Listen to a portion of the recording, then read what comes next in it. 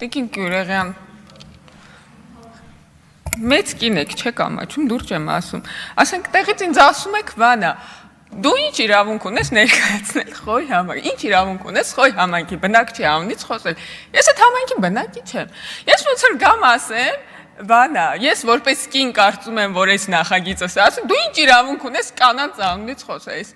ասեք նորմալ աշխատում ենք իրար հետ մարդավարի կամերաները անջատած ժամանակ, հարցեր են քննարկում, գայս եք ստեղ ինձ ասում եք ինչ իրավունք, այդ համայնքի բնակիչ եմ, Տիկին Գյուրեղյան,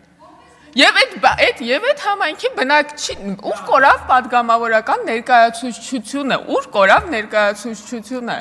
ներկայացնում եմ ես երիտասարդ կանանց, դասախոսներին, գրականագետներին, խոյ համայնքի բնակիչներին, հայերեն խոսացող մարդկանց, տարբեր իրավիճակներում, տարբեր ինքնություն ունեցող մարդկանց եմ ներկայացնում, Ժորժ ջան, նորմալ է, որ ես ներկայացուցչությամբ եմ զբաղված։ Ինչ վերաբերում է 21 թվականին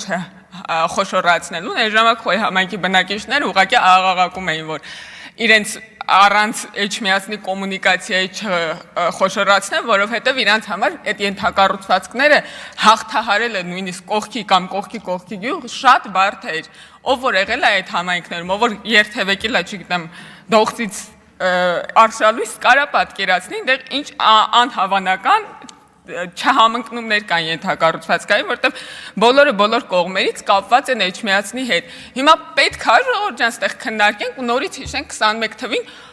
ում կապրիզով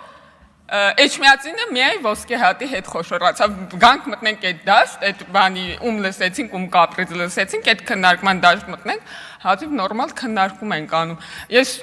նորից խոյ համայնքի բնակիչների անունից, որովհետև չեմ կարող ներկայացնել Էջմիածին քաղաքի վաղարշաբաթ քաղաքի բնակչությանը, ասում եմ, որ մենք Ժողովուրդ ջան, միայն ուրախ ենք եւ ողջունում ենք այս փոփոխություն, որովհետև ենթակառուցվածքային առումով սա ավելի հարմար է։